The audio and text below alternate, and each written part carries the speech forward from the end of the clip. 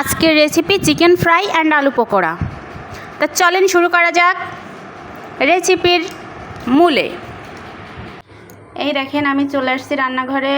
আমি আজ বিকেলে ছেলের জন্য রান্না করছি চিকেন ফ্রাই। এই যে আমি একটু ছোটো টুকরোই করছি, এই যে। আর এটা আদা, রসুন, পেঁয়াজ, শুকনো লঙ্কা, গোলমরিচ, জিরামরিচ সব কিছু পেস্ট করা।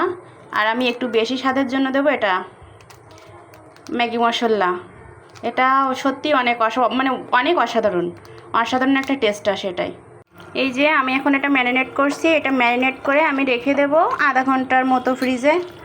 এই যে আমি চিকেন ফ্রাই তৈরি করার জন্য কিছুটা আটা আর একটু বেসন নিয়ে নিলাম। এই যে এগুলোকে সুন্দর করে মিক্স করব, আর সঙ্গে এতে একটু দিয়ে দেবো ম্যাগি মশলা। এই যে দিয়ে দেবো সামান্য লবণ।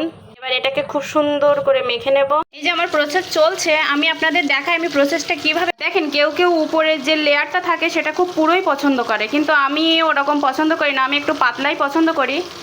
যারা একটু পুরো পছন্দ করেন তারা এই যে চিকেন প্রথমে আটাতে এভাবে মাখবেন, মানে আপনি যে পেস্টটা তৈরি করবেন সেটাতে খুব সুন্দর করে মাখবেন। এভাবে 10 সেকেন্ডের জন্য জলে ডুবাবেন।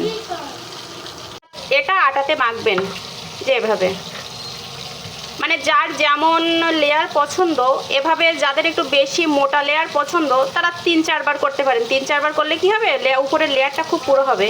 কিন্তু আমি ওটা করছি না, কারণ আমার ওটা খুব একটা পছন্দ না, তার জন্য আমি এই দুবারই জাস্ট করে নিলাম। এটাই যে আমি এবার এখানে ভাজতে দিলাম। আগে 3টা দিলাম আর পরে এই যে আরেকটা দিলাম।